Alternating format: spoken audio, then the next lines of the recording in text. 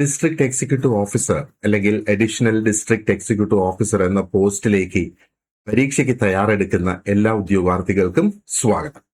നമ്മൾ കാത്തിരുന്ന് നമുക്ക് പുതിയ സിലബസ് വന്നു എന്ന് വേണമെങ്കിൽ നമുക്ക് പറയാം, അല്ലെ? നമ്മൾ പ്രതീക്ഷിച്ചതിനേക്കാളും ഒരു ദിവസവും കൂടെ താമസിച്ചായിരുന്നാലും നമുക്ക് സിലബസ് ലഭിച്ചിട്ടുണ്ട്. അപ്പോ വളരെ ക്രിസ്റ്റൽ ക്ലിയർ ആയിട്ട് ഡീറ്റെയിൽ ആയിട്ട് വന്നിട്ടുള്ള ഒരു സിലബസ് ആണ്. അതുകൊണ്ട് തന്നെ നമ്മൾ ആ സിലബസിനെ വ്യക്തമാക്കി മനസ്സിലാക്കിയിരിക്കുക. കാരണം ഏതൊരു പരീക്ഷയിലും നമ്മുടെ സക്സസ് എന്ന് പറയുന്നത് നമ്മൾ എന്തുമാത്രം ആ സിലബസിനെ മനസ്സിലാക്കി എന്നുള്ളതാണ്. എപ്പോഴെങ്കിലും നമുക്കൊരു ഡൗട്ട് വരികയാണ്, ഈ ടോപ്പിക്ക് ചിലപ്പോൾ നമ്മളൊരു ബുക്കിൽ നിന്ന് ഒരു ടോപ്പിക്ക് വായിക്കുന്ന സമയത്ത് അതിനോടനുബന്ധിച്ച് മറ്റൊരു സബ് ടോപ്പിക്ക് ചിലപ്പോൾ അവിടെ കാണും, അല്ലെങ്കിൽ ഒരു പുതിയ ടോപ്പിക് അവിടെ കാണും. അത് പഠിക്കുന്നതിന് മുന്നേ, അത് വായിക്കുന്നതിന് മുന്നേ സിലബസിൽ നമ്മളൊന്ന് നോക്കുക. സിലബസിൽ അത് പറഞ്ഞിട്ടുണ്ടോ? പറഞ്ഞിട്ടില്ല എങ്കിൽ ആ ഒരു പോർഷൻ തന്നെ കംപ്ലീറ്റ് ആയിട്ട് നമുക്ക് സ്കിപ്പ് ചെയ്യാം. അതാണ് ഒരു നല്ല സ്ട്രക്ചർ ആയിട്ടുള്ള ഒരു സിലബസിന്റെ പ്രത്യേകത എന്ന് പറയുന്നത്. സോ ഈ ഒരു സിലബസ് നമുക്ക് നല്ലതുപോലെ ഒന്ന് വിലയിരുത്തി നമുക്ക് മനസ്സിലാക്കാം എന്തൊക്കെയാണ് ഇതിനകത്ത് വന്നിട്ടുള്ള ടോപ്പിക്സ് എന്നുള്ള. റൈറ്റ്. അപ്പോ അതിനു മുന്നേ കുറച്ച് ഇമ്പോർട്ടന്റ് ഇൻഫർമേഷൻ, കുറച്ച് ഡേറ്റ്സ് നമുക്ക് നോക്കാം. ഈ എക്സാമിന്റെ ഡേറ്റ് ഏപ്രിൽ 6-ാം തീയതിയാണ്. ഏപ്രിൽ 6-ാം തീയതി എന്ന് പറയുന്നത് ഒരു തിങ്കളാഴ്ച ദിവസമാണ്. കൺഫർമേഷൻ കൊടുക്കാനുള്ള ലാസ്റ്റ് ഡേറ്റ് 26 ഫെബ്രുവരി 2026 ആണ്. ആൻഡ് ഈ എക്സാമിന്റെ മീഡിയം ഓഫ് ലാംഗ്വേജ് എന്ന് പറയുന്നത് ഇംഗ്ലീഷിൽ തന്നെ ആയിരിക്കും ചോദ്യങ്ങൾ വരിക. OMR ഓൺലൈൻ ആ ഒരു മൾട്ടിപ്പിൾ ചോയ്സ് ക്വസ്റ്റ്യൻ എക്സാം ആണല്ലോ. 100 ചോദ്യങ്ങളാണ്. നെഗറ്റീവ് മാർക്കിംഗ് ഉണ്ട്. നമുക്ക് കറക്റ്റ് ആൻസറിന് 1 മാർക്ക് ലഭിക്കും. നമുക്ക് 3 ചോദ്യങ്ങൾ തെറ്റിപ്പോയാൽ 1 മാർക്ക് നഷ്ടമാകും. അതായത് 0.33 ആണ് ഒരു നെഗറ്റീവ് മാർക്കിംഗ് ആയിട്ട് വരിക. അപ്പം 3 എണ്ണം പോയാൽ ഏകദേശം 1 മാർക്ക് അവിടെ നഷ്ടപ്പെട്ടു എന്നുള്ളത് ചിന്തിക്കുക. ഇനി അഡ്മിഷൻ ടിക്കറ്റ്സ് ഇതിൻ്റെത് 23 മാർച്ച് മുതൽ അവൈലബിൾ ആയിരിക്കും. അപ്പൊ ഇനി പരീക്ഷയ്ക്ക് നമുക്കൊരു 52-53 ദിവസം പരീക്ഷയ്ക്ക് ഇനി ഉണ്ട് എന്നുള്ളതാ. ഇനി അങ്ങോട്ടുള്ള ദിവസങ്ങൾ നമുക്ക് റെസ്റ്റ് എടുക്കാനുള്ളതല്ല. നമ്മൾ കൂടുതൽ സമയം ഇതിന്റെ പിന്നിൽ ചെലവഴിച്ച് വ്യക്തമായി കൃത്യമായി പഠിച്ചു പോവുക എന്നുള്ളതാണ്. കാരണം ഒരുപാട് ആപ്ലിക്കേഷൻസ് ഇതിനില്ല. ആകെ 7000-ഓളം പേര് മാത്രമേ ഇതിന് അപ്ലൈ ചെയ്തിട്ടുള്ളൂ. അപ്പോ നല്ല ഒരു ചാൻസ് ഉണ്ട് ഇത് നല്ലതുപോലെ പ്രിപ്പയർ ചെയ്ത് ട്രൈ ചെയ്യുന്നവർക്ക് ഇത് ലഭിക്കുന്നതിന്. ഓക്കെ, ഇനി സിലബസിൽ നമുക്ക് 3 സബ്ജക്ട്സ് മാത്രമാണ് ഉള്ളത്.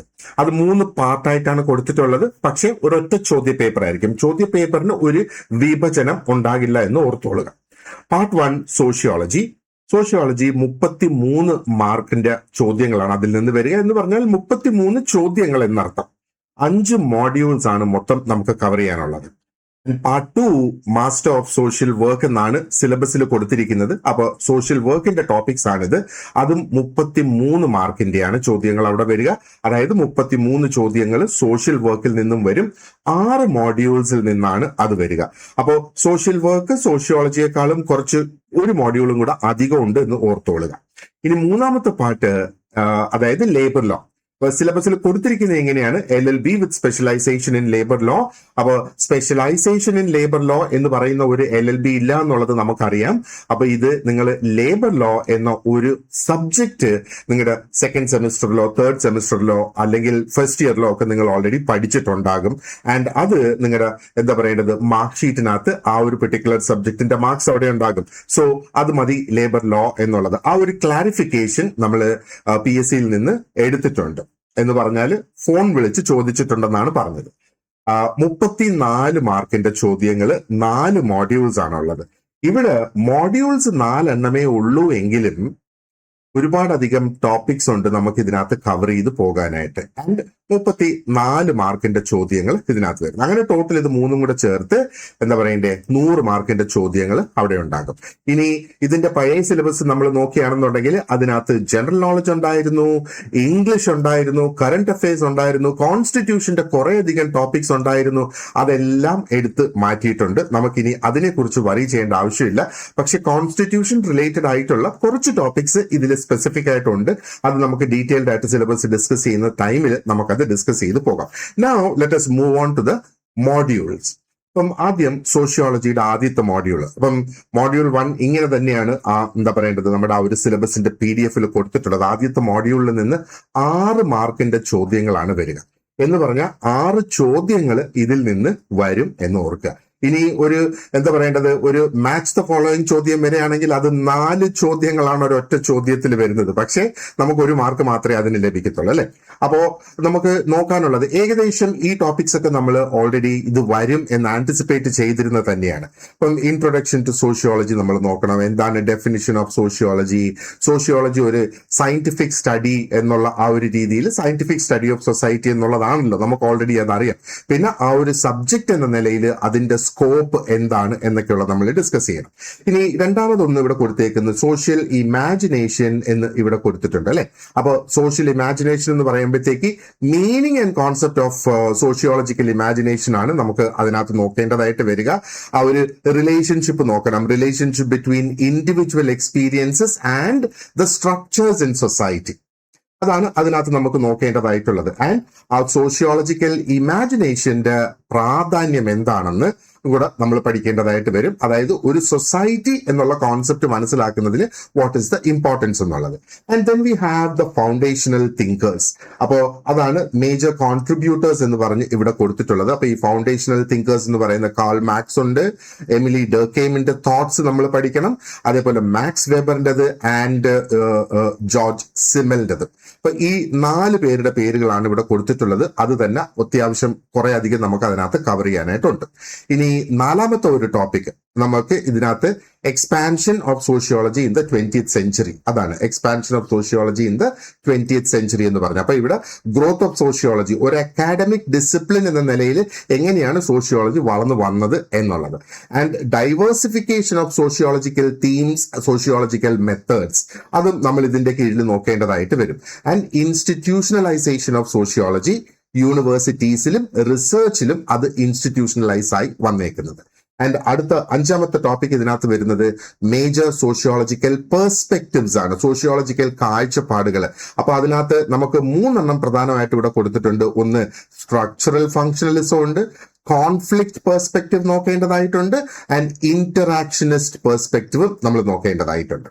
6ാമത്തെ ഒരു ടോപ്പിക് എന്ന് പറയുന്നത് ഇന്ററാക്ഷനിസ്റ്റ് ആൻഡ് ഫിനോമിനോളജിക്കൽ സ്കൂൾസ്. ഓക്കെ, അപ്പൊ അതിനകത്ത് ഇന്ററാക്ഷനിസ്റ്റ് സ്കൂൾ നമ്മൾ നോക്കണം, ഫിനോമിനോളജിക്കൽ സ്കൂൾസ്. ഇത് 2 ഡിഫറെന്റ് തോട്ട്സ് ആണ്. അപ്പൊ ഇതിനകത്ത് വരുന്ന വ്യക്തികൾ എന്ന് പറയുന്നത് ഹെർബർട്ട് ബ്ലൂമർ ഇതിനകത്ത് വരും, എർവിങ് ഗോഫ്മാന്റെ കോൺട്രിബ്യൂഷൻസ് നമ്മൾ പഠിക്കണം, അത് ഇന്ററാക്ഷനിസ്റ്റ് സ്കൂളിന് വേണ്ടിയിട്ട്. അതേപോലെ ഫിനോമിനോളജിക്കൽ നോക്കുവാണെന്നുണ്ടെങ്കിൽ എഡ്മണ്ട് ഹസ്റെൽ, അതേപോലെ ആൽഫ്രഡ് ഷർട്സ്, ഇവരുടെ കോൺട്രിബ്യൂഷൻസ് ആണ് അതിനകത്ത് പ്രധാനമായിട്ട് വരിക. And then we have the critical theory. അപ്പോ ക്രിട്ടിക്കൽ തിയറി ഓഫ് ഹെർബർമാസ് ആണ് ഇവിടെ കൊടുത്തിട്ടുള്ളത്. ഓക്കെ, സി ഇതാണത്, ക്രിട്ടിക്കൽ തിയറി ഓഫ് ഹെർബർമാസ്. അപ്പോ ഇതിനകത്ത് അത് ക്രിട്ടിക്കൽ തിയറി എന്താണ് അതിന്റെ ഒബ്ജക്റ്റീവ്സ് എന്നുള്ളത്, ആൻഡ് ഹെർബർമാസിന്റെ കോൺട്രിബ്യൂഷൻസ് എന്താണെന്ന് നമ്മൾ നോക്കണം. അടുത്തത് ഇന്റഗ്രേറ്റീവ് തിയറീസ് നമുക്ക് നോക്കേണ്ടതായിട്ടുണ്ട്. അതായത് ആ തിയറി ഓഫ് സ്ട്രക്ചറേഷൻ ആണ് അതിനകത്ത് വരിക. അപ്പം ആന്റണി ഗിഡൻസിന്റെ കോൺട്രിബ്യൂഷൻസ് ആണ് ആ തിയറി ഓഫ് സ്ട്രക്ചറേഷനിൽ വരിക. ആൻഡ് പിയർ ബോർഡു, ഓക്കെ, അത് theory of practice and social reproduction, അതാണ് അതിനകത്ത് വരിക. ആൻഡ് 9ാമത്തെ ടോപ്പിക് എന്ന് പറയുന്നത് post modern and post structural theories ആണ് നമുക്ക് നോക്കാനുള്ളത്. അപ്പൊ പോസ്റ്റ് മോഡേൺ സോഷ്യോളജിയുടെ എമർജൻസിനെ കുറിച്ച് നമ്മൾ നോക്കണം. ആ ഒരു പോസ്റ്റ് സ്ട്രക്ചറൽ പെർസ്പെക്റ്റീവ്സ്, ഒന്ന് perspective on power, perspective on knowledge and perspective on discourse. ഇവിടെ മൈക്കിൾ ഫൂക്കോയുടെ കോൺട്രിബ്യൂഷൻസ് നോക്കണം, ജാക്വസ് ഡെറിഡയുടെ കോൺട്രിബ്യൂഷൻസ് നമുക്ക് ഇതുമായിട്ട് ബന്ധപ്പെട്ട് നോക്കേണ്ടതായിട്ടുണ്ട്. അപ്പോ മെയിൻലി നമ്മൾ നോക്കിയ 9 മെയിൻ ടോപ്പിക്സ് ആയിട്ട് ഇതിനെ ഈ ഫസ്റ്റ് മോഡ്യൂളിനെ ഡിവൈഡ് ചെയ്തിട്ടുണ്ട്. ഈ 9 എണ്ണത്തിൽ നിന്ന് 6 മാർക്കിന്റെ ചോദ്യങ്ങളാണ് വരിക. അപ്പോ നോക്ക്, നമുക്ക് ഒന്നും ഇതിനകത്ത് എലിമിനേറ്റ് ചെയ്യാൻ കഴിയില്ല. കാരണം ഏതിൽ നിന്നായിരിക്കും ആ ഒരു ചോദ്യം വരുന്നത് എന്ന് നമുക്ക് പ്രെഡിക്റ്റ് ചെയ്യുന്നത് ബുദ്ധിമുട്ടായിരിക്കും. സോ ഇതെല്ലാം നമ്മൾ കവർ ചെയ്ത് പോവുക തന്നെ ചെയ്യണം. 2ാമത്തെ മോഡ്യൂളിൽ നിന്ന് 7 മാർക്കിന്റെ ചോദ്യങ്ങളാണ് വരിക. ഈ ഒരു മോഡ്യൂളിനെയും നമുക്ക് 9 മേജർ ഏരിയാസ് ആയിട്ട് നമുക്ക് ഡിവൈഡ് ചെയ്യാം. ആദ്യം introduction to sociology in India.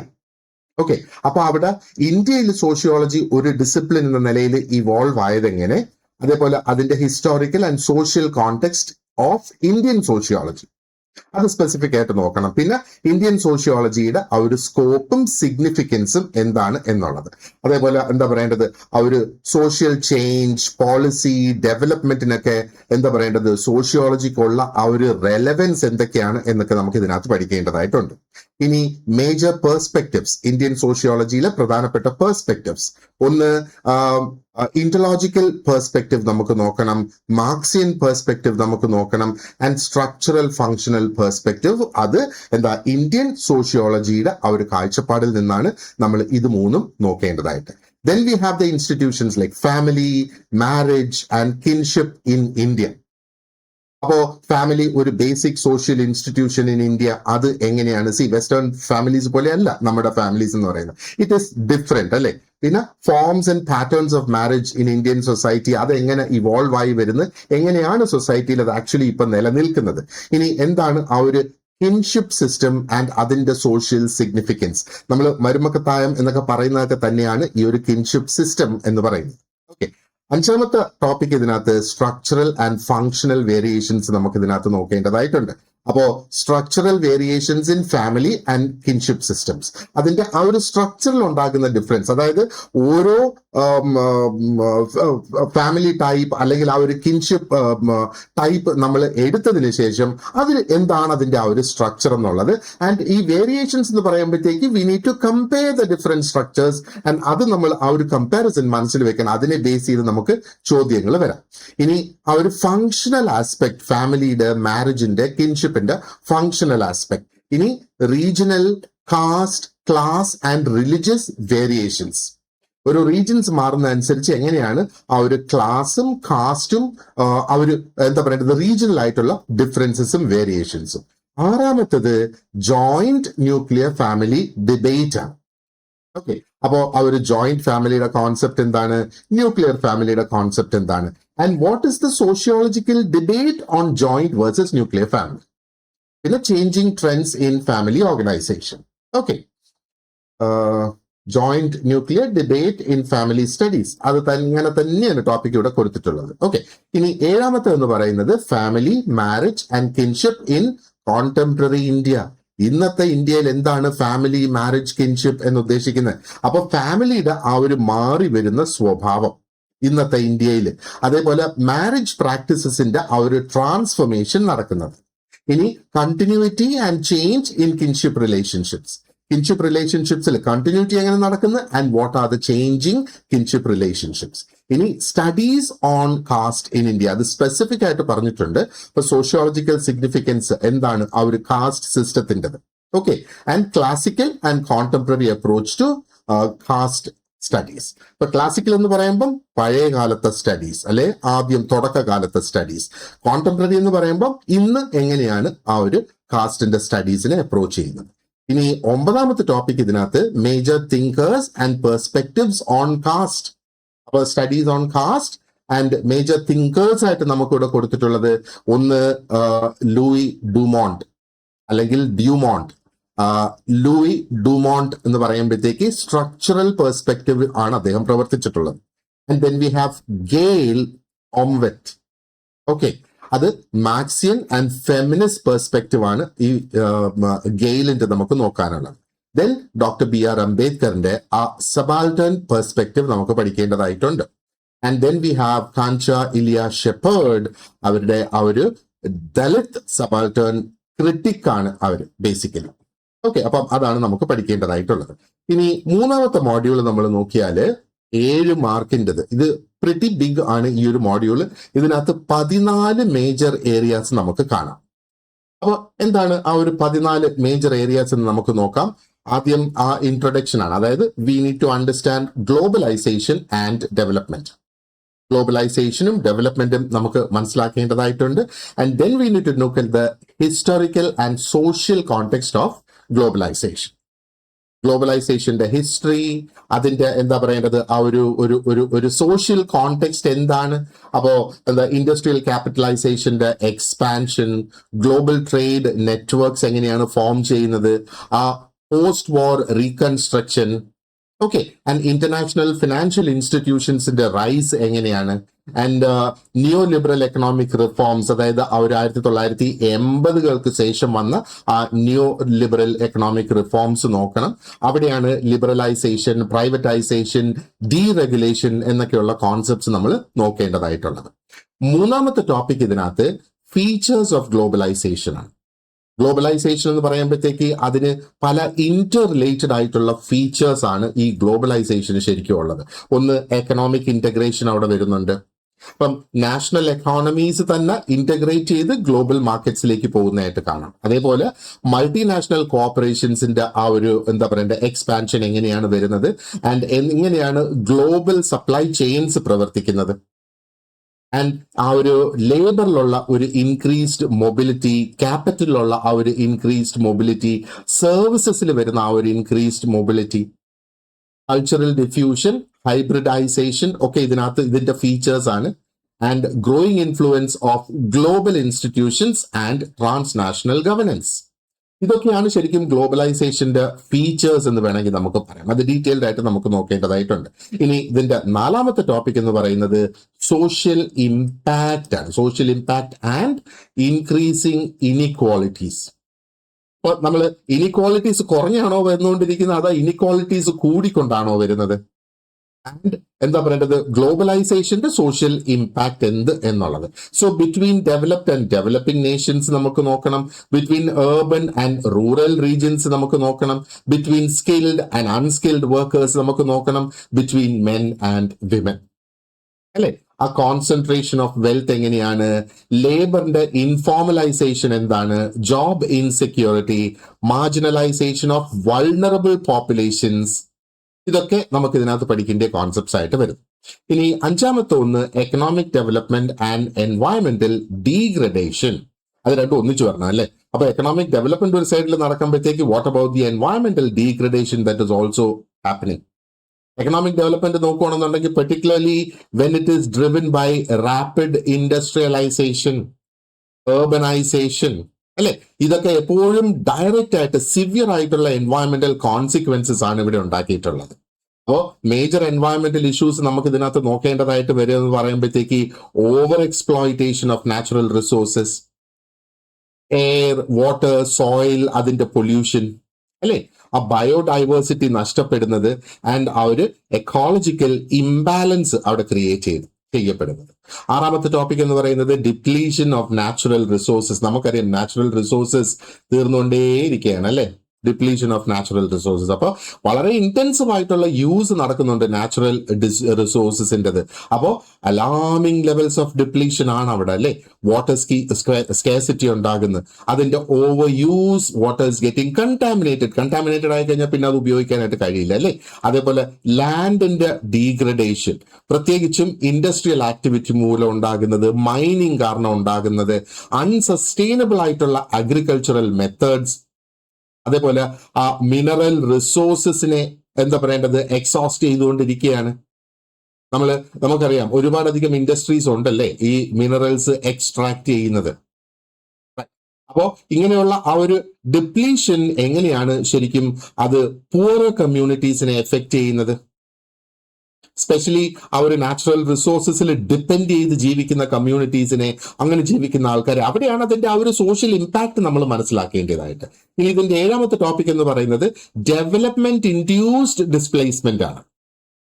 അപ്പോ ഡെവലപ്മെന്റ് പ്രോജക്ട്സ് ഒത്തിരി അധികം ഉണ്ട് അല്ലെ. ഡാംസ് വരുന്നുണ്ട്, മൈനിങ് ഓപ്പറേഷൻസ് ഉണ്ട്, ഇൻഡസ്ട്രിയൽ കോറിഡോർസ് ഡെവലപ്പ് ചെയ്യുന്നുണ്ട്, അതേപോലെ ഏർബൻ എക്സ്പാൻഷൻ വരുന്നുണ്ട്. അപ്പൊ ഇതുകൊണ്ട് പലപ്പോഴും ലോക്കൽ പോപ്പുലേഷൻസിനെ അവിടെ നിന്ന് മാറ്റി പാർപ്പിക്കേണ്ടതായിട്ട് വരും. അതാണ് ഡിസ്പ്ലേസ്മെന്റ് കൊണ്ട് ഉദ്ദേശിക്കുന്നത്.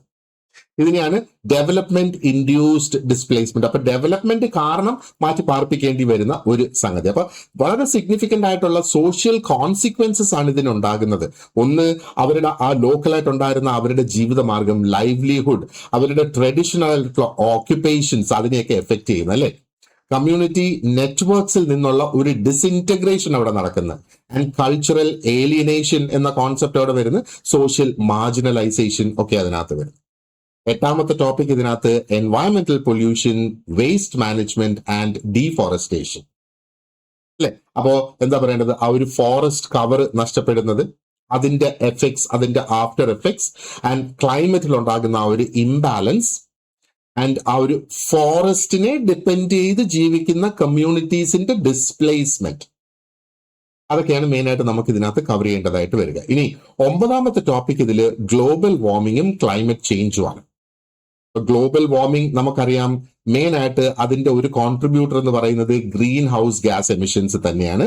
അതേപോലെ സസ്റ്റൈനബിൾ അല്ലാത്ത ഒരു കൺസപ്ഷൻ പാറ്റേൺസ് നമുക്ക് ഇതിനകത്ത് കാണാം. അതുകൊണ്ടും ഗ്ലോബൽ വാർമിംഗ് വരുന്നു. അപ്പോൾ ഗ്ലോബൽ വാർമിംഗ് എന്ന് പറയുന്നത് ഒരു ഗ്ലോബൽ എൻവയൺമെന്റ് പ്രോബ്ലം അല്ലെങ്കിൽ ഒരു ക്രൈസിസ് തന്നെയാണ്.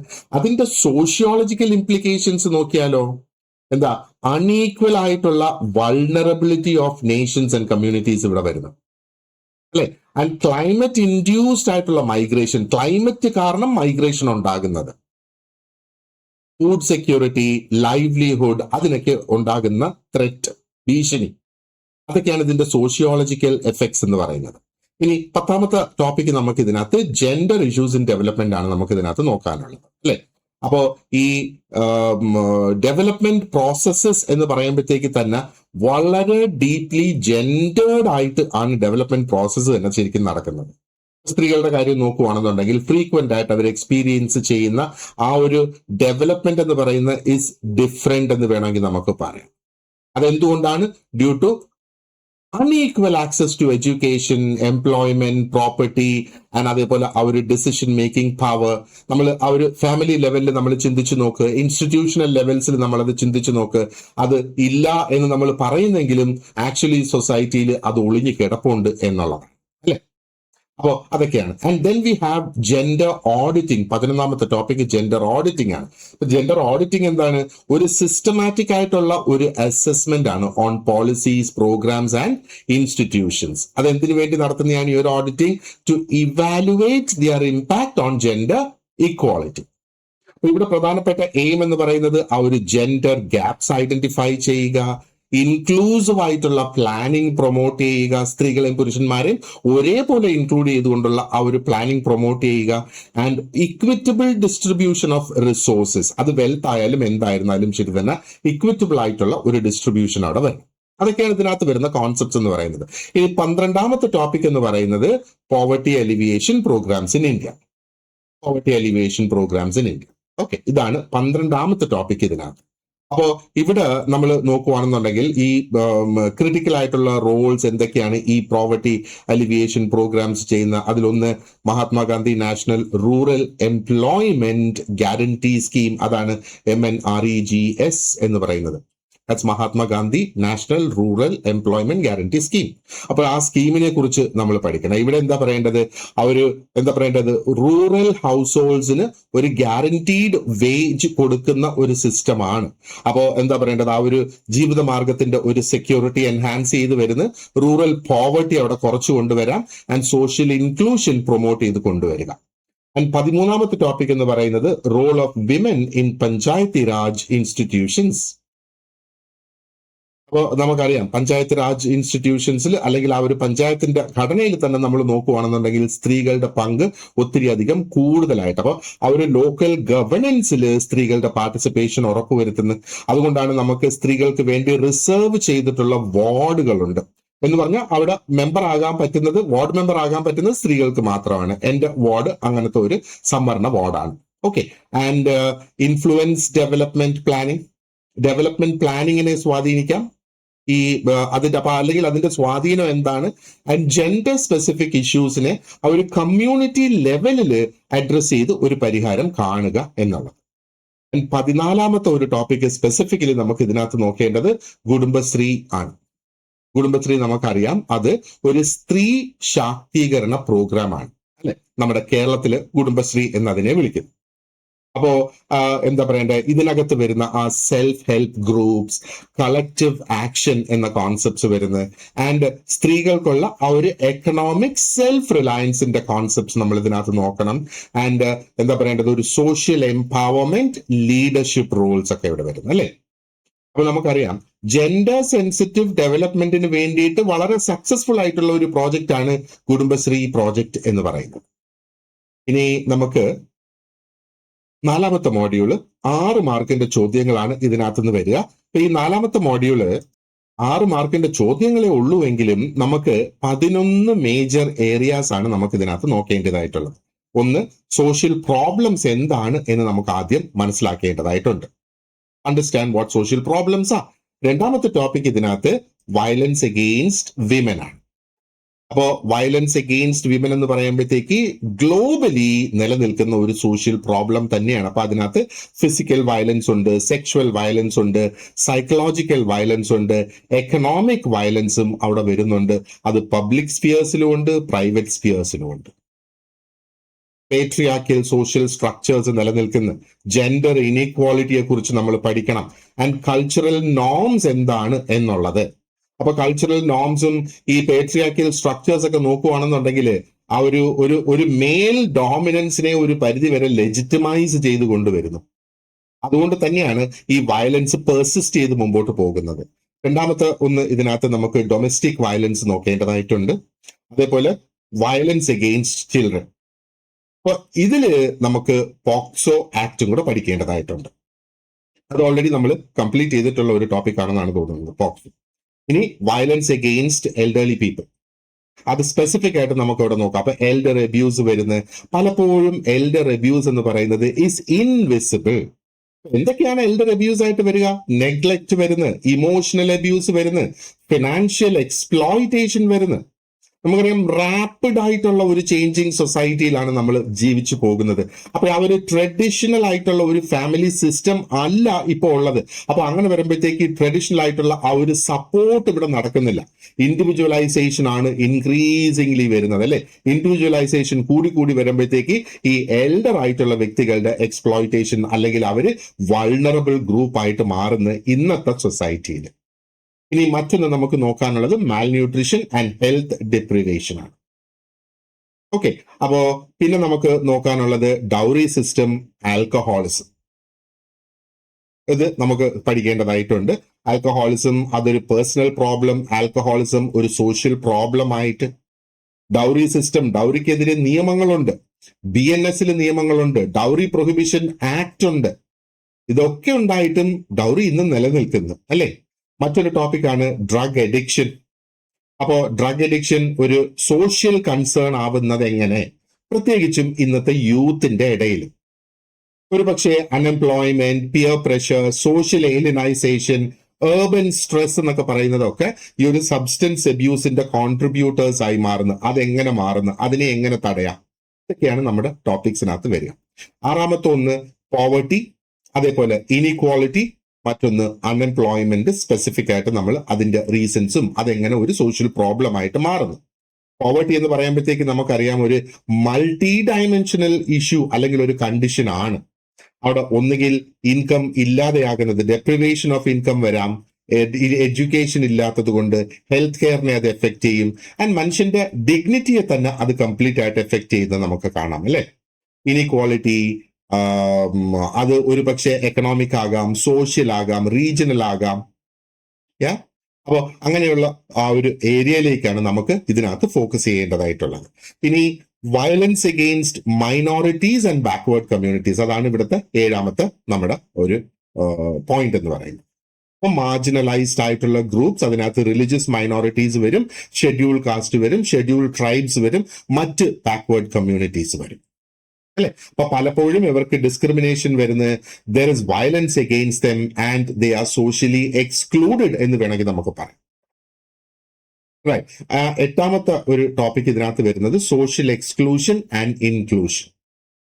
സോഷ്യൽ എക്സ്ക്ലൂഷൻ എന്ന് പറയുന്നത് എന്താണ്? It is a process by which individuals or groups are systematically denied access.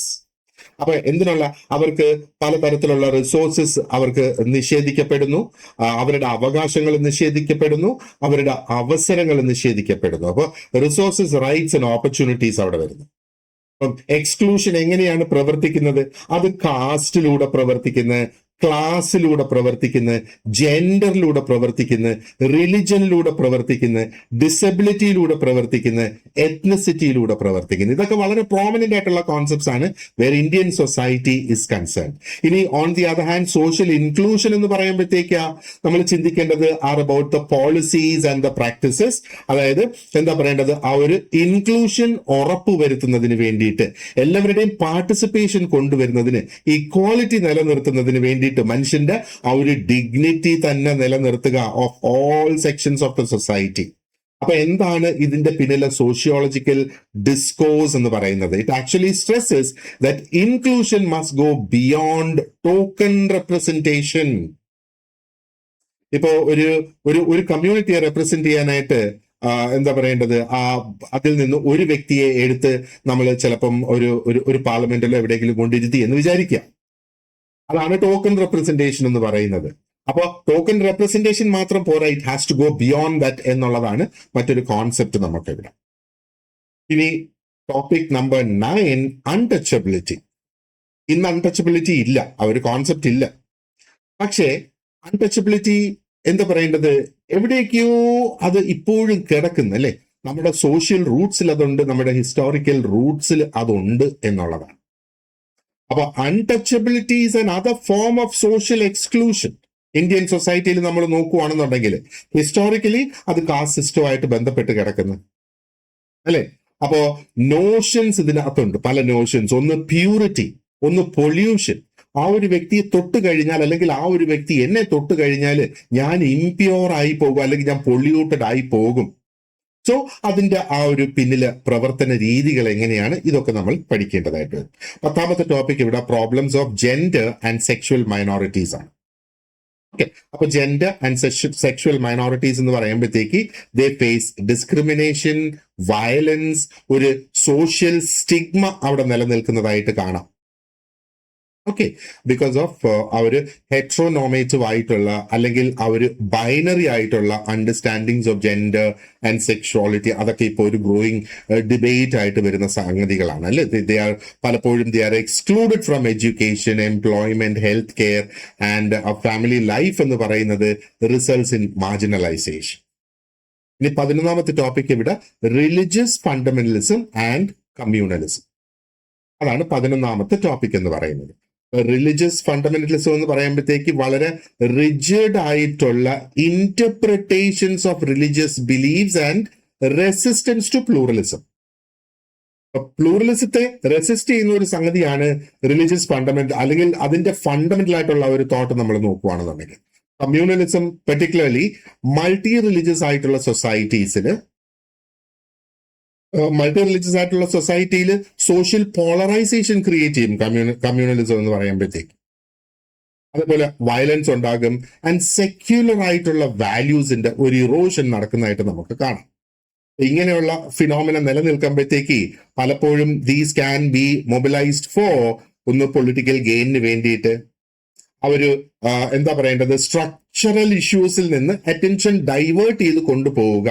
Structural issues എന്ന് പറയുമ്പോഴത്തേക്ക് പോവർട്ടി ഒരു സ്ട്രക്ചറൽ ഇഷ്യൂ ആണ്, ഇനീക്വാളിറ്റി അത് നമ്മുടെ സ്ട്രക്ചറിലുള്ള ഒരു ഇഷ്യൂ ആണ്, അത് നിലനിൽക്കുന്നത്. അപ്പൊ അതിലേക്ക് ശ്രദ്ധ കേന്ദ്രീകരിക്കാതെ മറ്റ് സംഗതികളിലേക്ക് മാറ്റിക്കൊണ്ടു പോകാൻ വേണ്ടിയിട്ടൊക്കെ ഉപയോഗിക്കുന്ന ചില തന്ത്രങ്ങൾ അതിന്റെ പിന്നിൽ ഉണ്ട് എന്നുള്ളതാണ്. ഓക്കെ, ഇനി 5ാമത്തെ മോഡ്യൂൾ നമ്മൾ നോക്കുകയാണെന്നുണ്ടെങ്കിൽ മോഡ്യൂൾ 5 7 മാർക്കിന്റെ ചോദ്യങ്ങളാണ് ഇതിനകത്ത് നിന്ന് വരിക. അപ്പോൾ ഇവിടെ നമ്മൾ മെയിൻലി സോഷ്യൽ റിസർച്ച് മെത്തേഡ്സ് ആണ് നോക്കേണ്ടത്.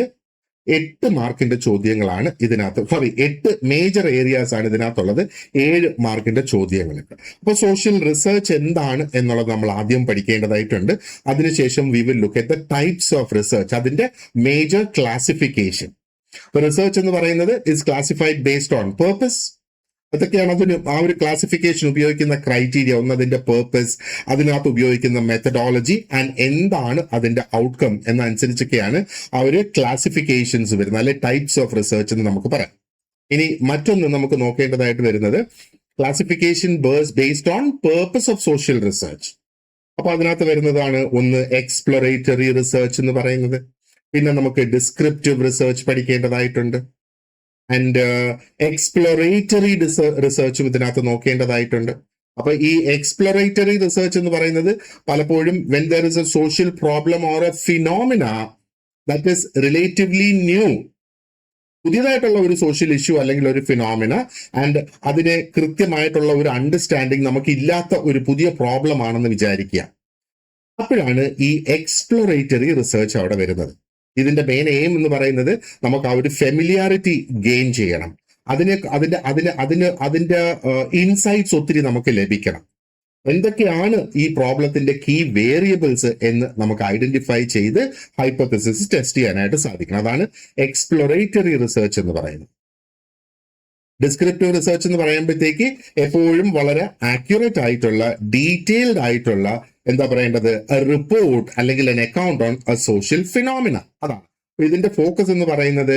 അതിന്റെ ക്യാരക്ടറിസ്റ്റിക്സിനെ ഡിസ്ക്രൈബ് ചെയ്തെടുക്കുക, അതിന്റെ ഡിസ്ട്രിബ്യൂഷൻ എങ്ങനെയാണെന്ന് പഠിക്കുക, and understand the patterns of a population അല്ലെങ്കിൽ ഒരു സോഷ്യൽ സിറ്റുവേഷന്റെ പാറ്റേൺസ് മനസ്സിലാക്കാം. That is descriptive research. ഇനി എക്സ്പ്ലനേറ്ററി റിസർച്ച് എന്ന് പറയുമ്പോഴത്തേക്ക് എന്താണ്? It goes beyond description. ഡിസ്ക്രിപ്ഷനേക്കാളും ഒരു പടിയും കൂടെ മുന്നിലേക്ക് പോകുന്നു എന്നുള്ളതാണ്. അപ്പൊ ഇവിടെ അതിന്റെ കോസൽ റിലേഷൻഷിപ്സ്, അതിനകത്ത് പല വേരിയബിൾസ് വരുമല്ലോ, ആ വേരിയബിൾസിനെ എന്താണ് അതിന്, അല്ലെങ്കിൽ ഓരോ വേരിയബിൾസ് മാറുന്ന അനുസരിച്ച് അതിന്റെ എഫക്റ്റ് എന്തായിരിക്കും അവിടെ വരിക. ഇവിടുത്തെ പ്രധാന ഒബ്ജക്റ്റീവ് എന്ന് പറയുന്നത് it's to explain why certain social phenomena occur when we identify the factors and the mechanisms which cause that social phenomenon. അതാണ് എക്സ്പ്ലനേറ്ററി റിസർച്ച് എന്ന് പറയുന്നത്. അപ്പൊ നമുക്കിവിടെ ഈ ഓരോ റിസർച്ചിനും അതിന്റെ ഡെഫിനിഷൻസ് നോക്കണം, അതിന്റെ സ്റ്റെപ്സ് നോക്കണം, എങ്ങനെയൊക്കെയാണ് അത് നടന്നു വരുന്നത് എന്നൊക്കെയുള്ളത് നമുക്ക് നോക്കേണ്ടതായിട്ടുണ്ട്. അപ്പോൾ ഈ എക്സ്പ്ലനേറ്ററി റിസർച്ച് ആണ് എപ്പോഴും ഒരു തിയറി ബിൽഡ് ചെയ്യുന്നതിന് വേണ്ടിയിട്ടൊക്കെ ഉപയോഗിക്കുന്ന ഒരു റിസർച്ചാണ് എക്സ്പ്ലനേറ്ററി റിസർച്ച് എന്ന് പറയുന്നത്. ഇനി അടുത്ത ഒന്ന് ക്ലാസിഫിക്കേഷൻ ബേസ്ഡ് ഓൺ മെത്തഡോളജി. അതിൽ ഉപയോഗിക്കുന്ന മെത്തേഡ്, അവിടെ ക്വാണ്ടിറ്റേറ്റീവ് റിസർച്ച് അവിടെ വരുന്നു. ക്വാണ്ടിറ്റേറ്റീവ് റിസർച്ച് എന്ന് പറയുമ്പോഴത്തേക്ക് it involves the collection and analysis of numerical data. Quantity numerical data, അതിനെ പാറ്റേൺസ് ഐഡന്റിഫൈ ചെയ്യുന്നതിന്, റിലേഷൻഷിപ്സ്, ട്രെൻഡ്സ് മനസ്സിലാക്കുന്നതിന് വേണ്ടിയിട്ടൊക്കെ. And then we have qualitative research. Qualitative റിസർച്ചിന്റെ ആ ഒരു ഫോക്കസ് എന്ന് പറയുന്നത് ഒരു സോഷ്യൽ ഫിനോമിനെ നമ്മൾ മനസ്സിലാക്കണം from the perspective of participants എന്നുള്ളതാണ്. അപ്പൊ ഇവിടെ നമ്മൾക്ക് ഒരു എംഫസിസ് കൊടുക്കുന്ന ഈ ഒരു റിസർച്ചിൽ അതിന്റെ ഡെപ്തില്, കോണ്ടെക്സ്റ്റില്, ആൻഡ് അതിന്റെ അർത്ഥം എന്താണ്, what it means for those people. ഇവിടെ മെഷർമെന്റ് അല്ല ശരിക്കും അവിടെ ഉദ്ദേശിക്കുന്ന, അർത്ഥം കണ്ടെത്തൽ എന്ന് വേണമെങ്കിൽ പറയാം. അതാണ് ക്വാളിറ്റേറ്റീവ് എന്ന് പറയുന്നത്. പലപ്പോഴും കോംപ്ലക്സ് ആയിട്ടുള്ള social processes, social identities, power relations, ഇതൊക്കെ മനസ്സിലാക്കുന്നതിന് വേണ്ടിയിട്ട് ക്വാളിറ്റേറ്റീവ് അപ്രോച്ചസ് ഉപയോഗിക്കാം. Then we have the mixed research methods. Mixed ആയിട്ടുള്ള മെത്തേഡ്സ് എന്ന് പറയുമ്പോഴത്തേക്ക് അതിനകത്ത് ക്വാണ്ടിറ്റേറ്റീവ് ആൻഡ് ക്വാളിറ്റേറ്റീവ് അതിന്റെ പല ആസ്പെക്ട്സും എടുത്ത് മിക്സ് ചെയ്ത് പോകുന്ന ഒരു അപ്രോച്ചാണ് ഈ ഒരു എന്താ പറയേണ്ടത് മിക്സ്ഡ് ആയിട്ടുള്ള ഒരു മെത്തേഡ് എന്ന് പറയുന്നത്. അപ്പം മിക്സ്ഡ് മെത്തേഡ്സ് എന്ന് പറയുന്നത് അത് ഹൈലി വാല്യുബിൾ, പ്രത്യേകിച്ചും ഇന്നത്തെ ആ ഒരു സോഷ്യോളജിക്കൽ സ്റ്റഡീസിന് വേണ്ടിയിട്ട്.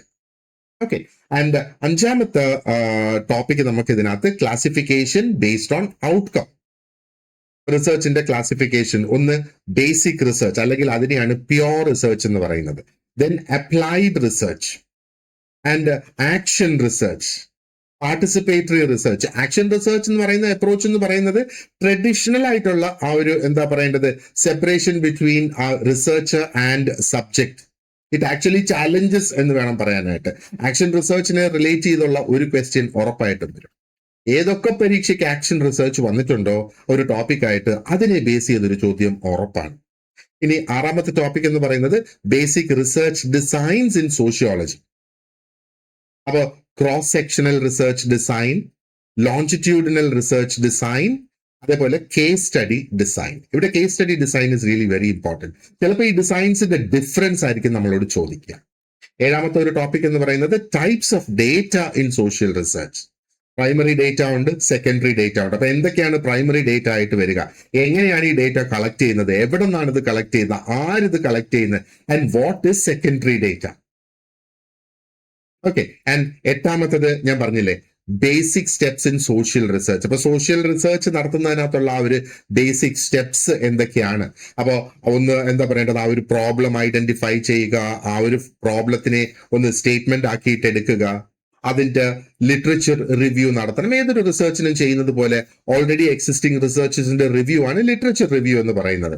ഇനി അതിന്റെ ഒബ്ജക്റ്റീവ്സ് ഫോർമുലേറ്റ് ചെയ്യുക, ഹൈപ്പോത്തിസിസ് ഫോർമുലേറ്റ് ചെയ്യുക, ആ റിസർച്ചിന് എന്ത് ഡിസൈൻ കൊണ്ടുവരണം എന്നുള്ളത് ഡിസ്കസ്, അങ്ങനെ തുടർന്ന് പോകുന്നു അതിന്റെ ആ ഒരു സ്റ്റെപ്സ് എന്ന് പറയുന്നത്. We have about approximately 8 to 9 steps എന്ന് വേണമെങ്കിൽ നമുക്ക് പറയാം. ഓക്കെ, സോ ഇതാണ് ഇവിടുത്തെ 5 മോഡ്യൂൾസ് എന്ന് പറയുന്നത്. Now we will go on to social work. ഇപ്പൊ സോഷ്യൽ വർക്കിന് മൊത്തം 33 മാർക്കാണ്. ആദ്യത്തെ module introduction to social work, അതിൽ 6 മാർക്കിന്റെ ചോദ്യങ്ങളാണ് ഇവിടെ വരിക. അപ്പോൾ ഈ ആദ്യത്തെ മോഡ്യൂളിനെ 7 മേജർ ഏരിയാസ് ആയിട്ടും എടുക്കാം. അപ്പൊ സോഷ്യൽ വർക്ക് ഒരു പ്രൊഫഷൻ എന്ന നിലയിൽ എന്താണ്? രണ്ടാമത്തെ ഒന്ന്, സോഷ്യൽ വർക്ക് പ്രൊഫഷന്റെ എവല്യൂഷൻ എങ്ങനെയാണ് നടന്നിരിക്കുന്നത്, and what is the impact of social reform movements. Okay, മൂന്നാമത്തെ ഒരു ടോപ്പിക് ഇവിടെ multi disciplinary foundations of social work. Social work is build on various other disciplines. Sociology വരുന്നുണ്ട്, സൈക്കോളജി വരുന്നുണ്ട്, എക്കണോമിക്സ് വരുന്നുണ്ട്, political science, law, ഇതിനെയൊക്കെ base ചെയ്താണ് social work തന്നെ develop ചെയ്തിട്ടുള്ളത്. ആൻഡ് നാലാമത്തെ ഒരു ടോപ്പിക് ഇവിടെ സോഷ്യൽ വർക്ക് ആൻഡ് അതിന് റിലേറ്റഡ് ആയിട്ടുള്ള മറ്റു കോൺസെപ്റ്റ്സ്. അതിൽ സോഷ്യൽ വെൽഫെയർ വരുന്നു, social reform, social policy, social security, social legislation, social defence. അഞ്ചാമത്തെ ടോപ്പിക് ഇവിടെ social work profession and human rights ആണ്. ഓക്കെ, അപ്പൊ അതിനെ നമ്മൾ റിലേറ്റ് ചെയ്യണം. ആറാമത്തെ ടോപ്പിക് ഇവിടെ സിസ്റ്റംസ് അപ്രോച്ച്, സോഷ്യൽ വർക്ക് പ്രാക്ടീസിലെ സിസ്റ്റംസ് അപ്രോച്ച് എന്താണ് എന്നുള്ളതാണ്. Systems approach actually views individuals not in isolation, പക്ഷേ അത് ഒരു പാർട്ട് ഓഫ് ഇന്റർകണക്റ്റഡ് സിസ്റ്റംസ് ആയിട്ടാണ്. അതാണ് systems approach. What are the systems here? Family, community, institutions and the society. And then we need to look at ഏഴാമത്തെ topic ഇതാണ്, models of social work practice. Remedial model, preventive model, developmental model, അതാണ് specific ആയിട്ട് നമുക്ക് ഇതിനകത്ത് പറഞ്ഞേക്കുന്ന ആ models എന്നുള്ളത്. Okay, അപ്പോൾ ഇതാണ് മോഡ്യൂൾ 1. ആൻഡ് മോഡ്യൂൾ 2 നമ്മൾ നോക്കുകയാണെന്നുണ്ടെങ്കിൽ 6 മാർക്കിന്റെ ചോദ്യങ്ങൾ ആൻഡ് 6 മേജർ ഏരിയാസ് ആണ് ഇവിടെ വരിക. അപ്പോൾ ഇത് social work theories, models and perspectives ആണ്. ഓക്കെ, അപ്പോ അവര് സോഷ്യൽ വർക്ക് തിയറീസിന്റെ ഒരു ഓവർവ്യൂ ആദ്യം നമുക്ക് നോക്കാം. Then we look at the developmental theory, the psychodynamic theory, the conflict theory. Main ആയിട്ട് ഈ 3 തിയറീസ് നമുക്ക് നോക്കണം. ഇനി സോഷ്യൽ വർക്കിന്റെ പെർസ്പെക്റ്റീവ്സ് എന്തൊക്കെയാണ്? പല കാഴ്ചപ്പാടുകൾ. ഒന്ന് സ്ട്രെങ്ത് ബേസ്ഡ് ആയിട്ടുള്ള ഒരു പെർസ്പെക്റ്റീവ്, റൈറ്റ്സ് ബേസ് ചെയ്തുകൊണ്ടുള്ള perspective, feminist perspective, development perspective. നാലാമത്തെ ടോപ്പിക് ഇതിനകത്ത് സോഷ്യൽ വർക്ക് പ്രാക്ടീസിന്റെ മോഡൽസിനെ കുറിച്ചിട്ടാണ്. ഒന്ന് പ്രോബ്ലം സോൾവിംഗ് മോഡലുണ്ട്, ടാസ്ക് സെന്റേർഡ് ആയിട്ടുള്ള മോഡലുണ്ട്, സൊല്യൂഷൻ ഫോക്കസ്ഡ് ആയിട്ടുള്ള മോഡലുണ്ട്, കോഗ്നിറ്റീവ് ബിഹേവിയർ മോഡലുണ്ട്, നെറേറ്റീവ് മോഡലുണ്ട്, എവിഡൻസ് ബേസ്ഡ് പ്രാക്ടീസ് നമുക്ക് നോക്കേണ്ടതായിട്ടുണ്ട്, ആൻഡ് കൾച്ചർ സെൻസിറ്റീവ് പ്രാക്ടീസ്. അപ്പൊ ഇത്രയാണ് സ്പെസിഫിക് ആയിട്ട് ഇതിനകത്ത് നമുക്ക് നോക്കേണ്ടതായിട്ടുള്ളത്. ഇനി അഞ്ചാമത്തെ ടോപ്പിക് ഇവിടെ social welfare policy and services ആണ്. ഓക്കെ, ആൻഡ് ആറാമത്തെ topic social work practice methods. ഇവിടെ ഇതൊരു ലാർജ് ടോപ്പിക് ആണ് ഈ പ്രാക്ടീസ് മെത്തേഡ്സ് എന്ന് പറയുന്നത്. അതിനകത്ത് സോഷ്യൽ കേസ് വർക്ക് വരും, സോഷ്യൽ ഗ്രൂപ്പ് വർക്ക് വരും, കമ്മ്യൂണിറ്റി ഓർഗനൈസേഷൻ വരും, സോഷ്യൽ വർക്ക് റിസർച്ച് വരും, സോഷ്യൽ വെൽഫെയർ അഡ്മിനിസ്ട്രേഷൻ വരും. ഓക്കെ, അപ്പോ അതാണ് രണ്ടാമത്തെ മോഡ്യൂൾ. മൂന്നാമത്തെ മോഡ്യൂളിന് സോഷ്യോളജി എന്നാണ് പേരിട്ടേക്കുന്നത്. ഇത് സോഷ്യോളജി അല്ല, this is the sociology of social work എന്ന് വേണമെങ്കിൽ നമുക്ക് പറയാം. അപ്പൊ ഇത് ആദ്യം എന്താണ് meaning and characteristics of society, ഒരു സമൂഹത്തിന്റെ അല്ലെ സൊസൈറ്റി എന്ന് പറയുന്നതിന്റെ അർത്ഥം എന്താണ്, അതിന്റെ ക്യാരക്ടറിസ്റ്റിക്സ് എന്താണ്. And then we need to look at community, social group, social institutions. എന്താണ് ഒരു കമ്മ്യൂണിറ്റി, എന്താണ് ഒരു സോഷ്യൽ ഗ്രൂപ്പ്, എന്താണ് സോഷ്യൽ ഇൻസ്റ്റിറ്റ്യൂഷൻസ്. മൂന്നാമത്തെ ടോപ്പിക് ഇവിടെ social structure and we look at social stratification. Social stratification, different stratas എന്ന് വേണമെങ്കിൽ നമുക്ക് പറയാം. അവര് hierarchical arrangement of individuals and groups അല്ലേ. അപ്പൊ ഇവിടെ എങ്ങനെയാണ് ഒരു ഹയറാർക്കിക്കൽ അറേഞ്ച്മെന്റ് വരുന്നത്? ക്ലാസിനെ അടിസ്ഥാനപ്പെടുത്തി, കാസ്റ്റിനെ, ജെൻഡറിനെ, പവറിനെ ഒക്കെ അടിസ്ഥാനപ്പെടുത്തി. That is stratification. And then നാലാമത്തെ ടോപ്പിക് ഇവിടെ social change and social disorganisation ആണ്. സോഷ്യൽ ഡിസോർഗനൈസേഷൻ എപ്പോഴാണ് നടക്കുന്നത്?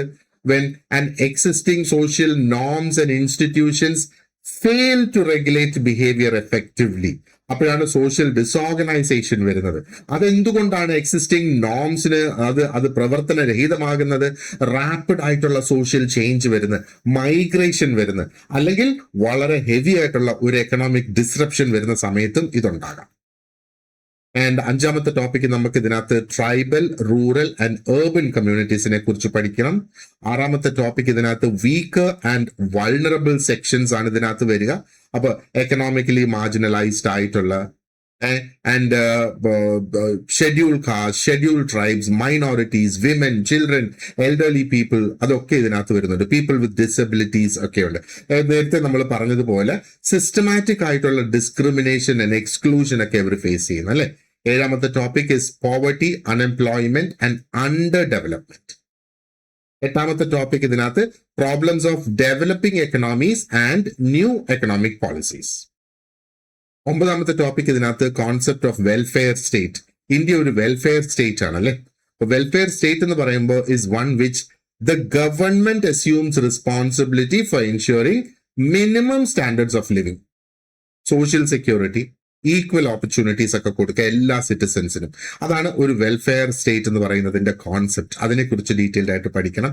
ആൻഡ് ഇവിടെയാണ് നമുക്ക് കുറച്ച് Indian constitution rights, principles and planning ആണ് നമുക്ക് കോൺസ്റ്റിറ്റ്യൂഷനെ ബേസ് ചെയ്ത് വരിക. സോ എന്താ പറയേണ്ടത്? ഒരു idea of justice, liberty, equality, fraternity and fundamental rights നോക്കണം. Directive principles of state policy, ഇതൊക്കെയാണ് നമുക്ക് ഇതിനകത്ത് മെയിൻ ആയിട്ട് നോക്കേണ്ടതായിട്ടുള്ളത്. And finally we have the 5-year plans also. 5-year plans initially that was aimed at balancing development, poverty reduce ചെയ്യുക, social justice, സാമൂഹിക നീതി ഉറപ്പുവരുത്തുക എന്നൊക്കെയാണ്. ഇനി നാലാമത്തെ മോഡ്യൂൾ ഈസ് മാനേജ്മെന്റ്. 4 മാർക്കിന്റെ ചോദ്യങ്ങളാണ് ഇതിനകത്ത് നിന്ന് വരിക. 4 പ്രധാനപ്പെട്ട ഏരിയാസ് ആയിട്ട് നമുക്ക് ഇതിനെ കാണാം. ഒന്ന് ഓർഗനൈസേഷണൽ മാനേജ്മെന്റ്, അതിന്റെ കോൺസെപ്റ്റും അതിന്റെ approaches.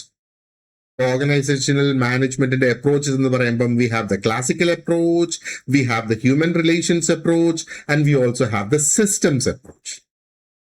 And principles of management എന്താണ് എന്നുള്ളത് നമുക്ക് നോക്കേണ്ടതായിട്ടുണ്ട്, അല്ലെ? ആ ഒരു മാനേജറിയൽ ഡിസിഷൻ എടുക്കുന്നതിന് വേണ്ടിയിട്ടാണ് പ്രിൻസിപ്പിൾസ് ഓഫ് മാനേജ്മെന്റ് പലപ്പോഴും വരിക. ആൻഡ് മൂന്നാമത്തെ ടോപ്പിക് ഇവിടെ financial management in social work organisations.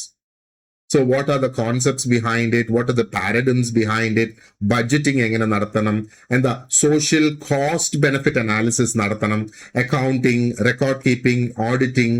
അതൊന്നും ടെക്നിക്കലി നമ്മൾ പഠിക്കേണ്ട കാര്യമില്ല, but learn the principles and why they are required എന്നുള്ളത്. ആൻഡ് ആ ഒരു ഫോറിൻ കോൺട്രിബ്യൂഷൻസിന്റെ റെഗുലേഷൻ എങ്ങനെയാണ് നടക്കേണ്ടത്. നാലാമത്തെ ടോപ്പിക് ഇവിടെ സ്ട്രാറ്റജിക് മാനേജ്മെന്റ് ആണ്. സ്ട്രാറ്റജിക് മാനേജ്മെന്റ്, അതായത് what is the concept of strategy എന്നുള്ളത് മുതൽ തുടങ്ങി സ്ട്രാറ്റജിക് മാനേജ്മെന്റ് പ്രോസസ്സിലേക്ക് നമുക്ക് നീങ്ങണം. അപ്പൊ ആ ഒരു പ്രോസസ്സിൽ എന്തൊക്കെയാണ് വരുന്നത്? എൻവയോൺമെന്റൽ അനാലിസിസ് വരും, ഗോൾ ആൻഡ് മിഷൻ ഫോർമുലേഷൻ വരും, and then strategy formulation, strategy implementation വരും, പിന്നെ മോണിറ്ററിംഗ് ആൻഡ് ഇവാലുവേഷൻ. ഇനി ഇതിന് 5ാമത്തെ മോഡ്യൂൾ എന്ന് പറയുന്നത് administration of human service organisations. Human service organisations എന്നാണ് പറയുന്നത്, സോഷ്യൽ വർക്ക് ഓർഗനൈസേഷൻസ് എന്നല്ല. ഇത് സോഷ്യൽ വർക്ക് ഓർഗനൈസേഷൻസ് തന്നെയാണ് ഹ്യൂമൻ സർവീസ് ഓർഗനൈസേഷൻസ് എന്ന് പറയുന്നത്. 7 മേജർ ഏരിയാസ് ഉണ്ട്, 6 മാർക്കിന്റെ ചോദ്യങ്ങൾ. അപ്പൊ എന്താണ് ഹ്യൂമൻ സർവീസ് ഓർഗനൈസേഷൻസ് എന്നുള്ളത് നമ്മൾ മനസ്സിലാക്കുക. ആൻഡ് അതിന്റെ എലിമെന്റ്സ് ആണ് ഈ POSDCORB എന്ന് പറയുന്നത്. Planning, organising, staffing, directing, coordinating, reporting, budgeting. അതാണ് POSDCORB എന്ന് പറയുന്നത്. അതിനെ ബേസ് ചെയ്തൊരു ചോദ്യം ഉറപ്പാണ്. പിന്നെ ഹ്യൂമൻ സർവീസ് ഓർഗനൈസേഷൻസിന്റെ മീനിങ് എന്താണ്, അതിന്റെ സവിശേഷതകൾ എന്താണ്, അല്ലെ? സർവീസ് ഓറിയന്റേഷൻ ആണ് അവിടെ വരുന്നത്, പ്രോഫിറ്റ് ഓറിയന്റേഷൻ അല്ല. ഒരു സാമൂഹിക നീതി, ഹ്യൂമൻ റൈറ്റ്സ്, അതിൽ കമ്മിറ്റഡ് ആയിരിക്കും. അങ്ങനെ പോകുന്നു അതിന്റെ കീ ഫീച്ചേഴ്സ് എന്നുള്ളത്. And then we look at the types of human service organisations. Government organisations ഉണ്ട്, വോളണ്ടറി ഓർഗനൈസേഷൻസ് ഉണ്ട്, പ്രൈവറ്റ് നോൺ പ്രോഫിറ്റ് ഓർഗനൈസേഷൻസ് ഉണ്ട്, കമ്മ്യൂണിറ്റി ബേസ്ഡ് ഓർഗനൈസേഷൻസ് ഉണ്ട്. ആൻഡ് പിന്നെ നമുക്ക് വോളണ്ടറി ഓർഗനൈസേഷൻസും അതിന്റെ ഫങ്ഷൻസും ആണ് 5ാമത്തെ ടോപ്പിക് എന്ന് പറയുന്നത്. ആറാമത്തെ ടോപ്പിക് ഇവിടെ registration of human service organisations. എങ്ങനെയാണ് അതിന്റെ registration, what is the procedure for registration. അപ്പോൾ അവര് ഒരു ലീഗൽ റെക്കഗ്നിഷനും എഫക്റ്റീവ് ആയിട്ടുള്ള ഫംഗ്ഷനിങ്ങിനും വേണ്ടിയിട്ടാണ് ഫോർമൽ ആയിട്ടുള്ള രജിസ്ട്രേഷൻ. സോ അതിന്റെ സ്റ്റെപ്സ് ഒക്കെ നമുക്ക് ഇതിനകത്ത് മനസ്സിലാക്കാം. And then what are the bylaws and memorandum of association, MOA. Okay, അതാണ് ഇനി ആറാമത്തെ മോഡ്യൂളിനകത്ത് നമുക്ക് നോക്കാനുള്ളത് സോഷ്യൽ വെൽഫെയർ അഡ്മിനിസ്ട്രേഷൻ. 6 മാർക്കിന്റെ ചോദ്യങ്ങളാണ് ഇതിനകത്ത് വരിക. സോഷ്യൽ വെൽഫെയർ അഡ്മിനിസ്ട്രേഷൻ എന്ന് പറയുമ്പോഴത്തേക്ക് അത് ഇറ്റ് ആക്ച്വലി ഡീൽസ് വിത്ത് എന്താണ് ആ ഒരു എന്താ പറയേണ്ടത് പ്രൊസീജിയർ അല്ലെങ്കിൽ പ്രോസസ് എന്നുള്ളത്. സോഷ്യൽ വെൽഫെയർ പോളിസീസിന്, പ്രോഗ്രാംസ് നടപ്പാക്കുന്നതിന് ആൻഡ് സർവീസസ് എങ്ങനെയാണ് പ്ലാൻ ചെയ്യുന്നത്, ഓർഗനൈസ് ചെയ്യുന്നത്, ഇംപ്ലിമെന്റ് ചെയ്യുന്നത്, അതിനെക്കുറിച്ചുള്ള പഠനമാണ് ഈ വെൽഫെയർ അഡ്മിനിസ്ട്രേഷൻ എന്ന് പറയുന്നത്. അപ്പൊ അതിന്റെ definition, nature and social welfare അഡ്മിനിസ്ട്രേഷന്റെ സ്കോപ്പ് എന്താണ് എന്നുള്ളത് നോക്കണം. ഓക്കെ, ആൻഡ് ദെൻ പ്രിൻസിപ്പിൾസ് എന്തൊക്കെയാണ് സോഷ്യൽ വെൽഫെയർ അഡ്മിനിസ്ട്രേഷൻ്റെത്. Social justice, equality, participation, decentralization, coordination, integration, അങ്ങനെ തുടരുന്നു അതിന്റെ പ്രിൻസിപ്പിൾസ് എന്ന് പറയാം. പിന്നെ programme planning and programme implementation, 4ാമത്തെ ടോപ്പിക് അതാണ്. അപ്പൊ പ്ലാനിങ്ങിന്റെ ടെക്നിക്സ് എന്തൊക്കെയാണ്? ലോഗ് ഫ്രെയിംവർക്ക് അനാലിസിസ് നോക്കണം, distributional analysis, cost benefit analysis. പിന്നെ കംസ് ദ ഇംപ്ലിമെന്റേഷൻ. 5ാമത്തെ ടോപ്പിക് ഇവിടെ administrative structure of central and state social welfare boards. Social welfare ബോർഡിന്റെ അഡ്മിനിസ്ട്രേറ്റീവ് സ്ട്രക്ചർ എങ്ങനെയാണ്, അപ്പൊ അതിന്റെ ഗവർണിംഗ് ബോഡീസ്, പോളിസി ഡിസിഷൻസ് എങ്ങനെ എടുക്കുന്നത്, എക്സിക്യൂട്ടീവ് കമ്മിറ്റീസ് ആ ഒരു ഓപ്പറേഷണൽ മാനേജ്മെന്റിന് വേണ്ടിയിട്ടുള്ളത്, and who are the professional technical staff for executing the programmes, how are they placed, how are they deployed, അങ്ങനെയൊക്കെയുള്ള കാര്യങ്ങൾ. 6ാമത്തെ ടോപ്പിക് എന്ന് പറയുന്നത് major programmes of central and state social welfare boards.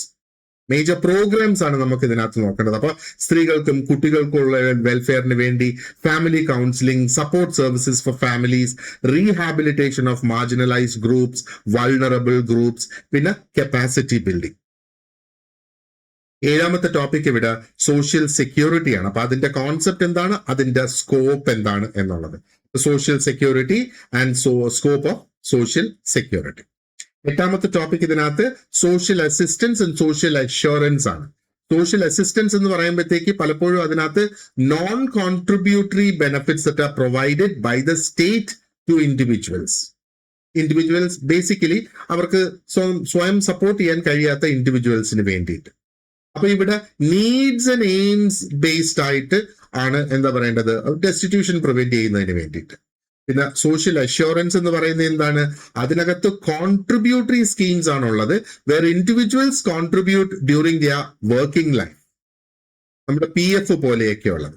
And പിന്നെ അവർ ആവശ്യം വരുന്ന സമയത്ത് അവർക്ക് അതിന്റെ ബെനിഫിറ്റ്സ് ലഭിക്കുന്നു. അതാണ് സോഷ്യൽ അഷ്യൂറൻസ് പ്രോഗ്രാംസ് എന്ന് പറയുന്നത്, അല്ലെ. ഇനി 3ാമത്തെ പാർട്ടാണ്. 3ാമത്തെ പാർട്ട് അവിടെയാണ് നമ്മുടെ ലോസും നിയമങ്ങൾ റിലേറ്റഡ് ആയിട്ടുള്ളത് വരുന്നത്. അപ്പം ആദ്യത്തെ മോഡ്യൂൾ 3 മാർക്കിന്റെ ചോദ്യങ്ങളേ ഉള്ളൂ, മൊത്തത്തിൽ 34. അപ്പോൾ ഇനി മൊത്തം 4 മോഡ്യൂൾസ് ആണ് ഉള്ളത്. ആദ്യത്തെ മോഡ്യൂളിൽ 3 മാർക്ക്, അങ്ങനെ വരുമ്പോഴത്തേക്ക് പിന്നെ 31 മാർക്ക് നിലനിൽക്കുന്നു. ഈ 31 mark is divided among the next 3 modules എന്നുള്ളതാണ്.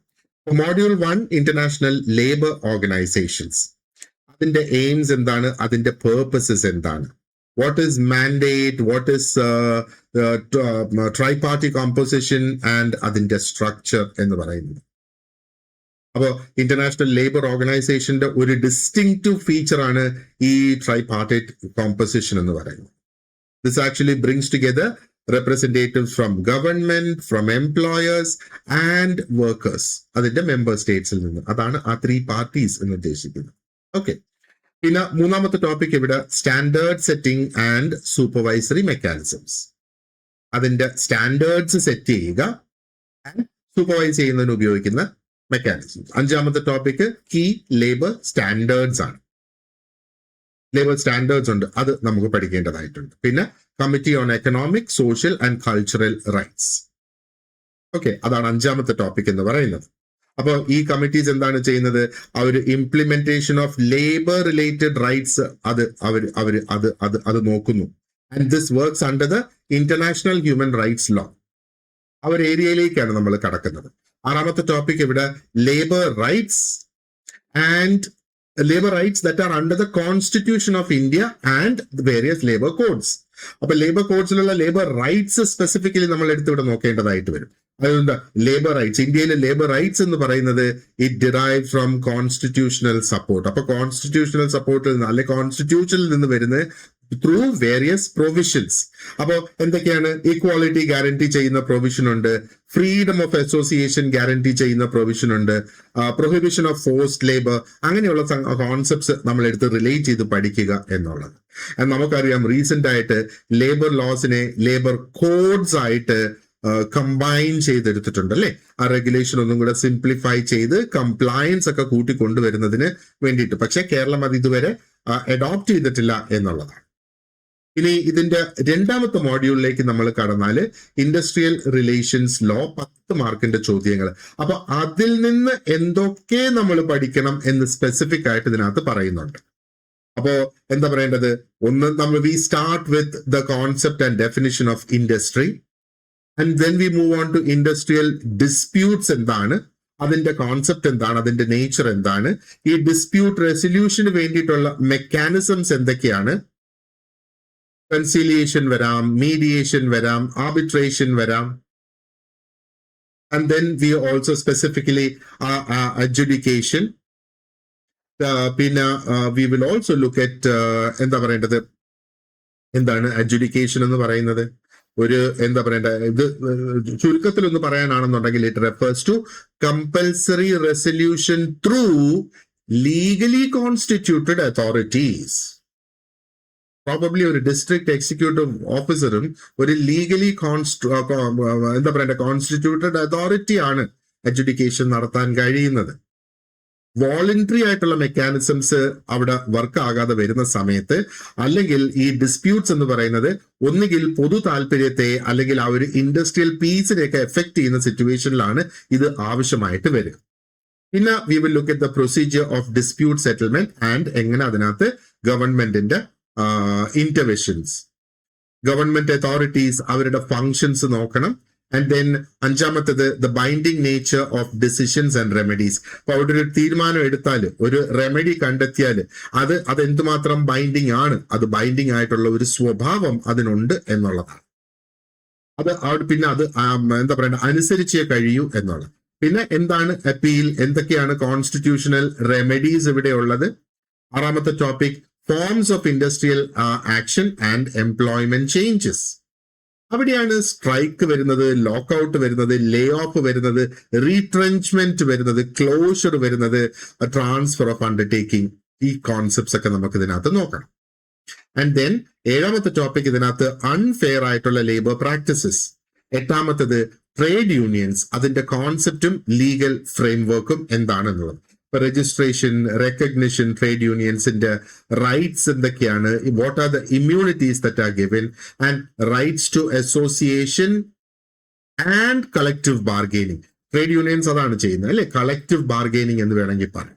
ഇനി അടുത്ത ടോപ്പിക് ഇതിനകത്ത് ബാർഗെയിനിങ്ങിന്റെ സ്ട്രക്ചേഴ്സിനെ കുറിച്ചാണ് പഠിക്കേണ്ടത്. ഇവിടെ നെഗോഷിയേറ്റിംഗ് കൗൺസിൽസ് വരുന്നത് ആൻഡ് സോൾ ബാർഗെയിനിങ് ഏജന്റ്, അങ്ങനെയുള്ള കോൺസെപ്റ്റ്സ് നമുക്ക് നോക്കണം. പത്താമത്തെ topic standing orders, misconduct and punishments ആണ്. അപ്പോൾ certification and modification of standing orders. Standing orders എന്താണ്? They define the service conditions, they define discipline and conduct within industrial establishments. Certifications കൊണ്ടുവരുമ്പോഴത്തേക്ക് ഒരു clarity ഉറപ്പുവരുത്താനായിട്ട് സാധിക്കും, സുതാര്യത, ട്രാൻസ്പെറൻസി, യൂണിഫോമിറ്റി അവർ ഇൻഡസ്ട്രിയിൽ കൊണ്ടുവരാനായിട്ട്. പിന്നെ മിസ്കോണ്ടക്ട് ആൻഡ് പണിഷ്മെന്റ് അവിടെ വരുന്നത്. ആൻഡ് മൂന്നാമത്തെ മോഡ്യൂൾ, ഇതും രണ്ടാമത്തെ മോഡ്യൂളിന്റെ തന്നെ കണ്ടിന്യൂവേഷൻ ആണ്, ഇതിപ്പോ നമ്മൾ ഡിസ്കസ് ചെയ്തത്. മൂന്നാമത്തെ മോഡ്യൂള് ലോസ് ഓൺ വേജസ്, 10 മാർക്കിന്റെ ചോദ്യങ്ങളാണ് ഇവിടെ വരിക. അപ്പോ നമുക്ക് ഇതിനകത്ത് തിയറീസ് ഓഫ് വേജസ് നോക്കേണ്ടതായിട്ടുണ്ട്. Right to work, right to livelihood and equal pay. പിന്നെ types of wages, minimum wage, fair wage, living wage, wage fixation. അഞ്ചാമത്തെ ടോപ്പിക് ഇതിനകത്ത് wage period, deductions and employer responsibility ആണ് നോക്കേണ്ടതായിട്ടുള്ളത്. പെർമിസിബിൾ ആയിട്ടുള്ള deductions മാത്രമേ സാലറിന്ന് പറ്റുള്ളൂ അല്ലെ. പിന്നെ സെയിം ഓർ സിമിലർ വർക്ക് എന്നുള്ളതിന്റെ ആ ഒരു കോൺസെപ്റ്റ് എന്താണ്? സെയിം ഓർ സിമിലർ വർക്ക്, ഇത് വളരെ ഇമ്പോർട്ടന്റ് ആണ് അല്ലെ. ഒരേ തരത്തിലുള്ള വർക്കിനാണ് ആ ഒരു പ്രിൻസിപ്പിൾ ഓഫ് ഈക്വൽ പേ നമുക്ക് അപ്ലൈ ചെയ്യാനായിട്ട് സാധിക്കുള്ളൂ. 7ാമത്തെ ടോപ്പിക് ബോണസ്, അതിന്റെ ആ ഒരു കോൺസെപ്റ്റ് എന്താണ്, അതിന്റെ ലീഗൽ ഫ്രെയിം വർക്ക് എന്തൊക്കെയാണ്.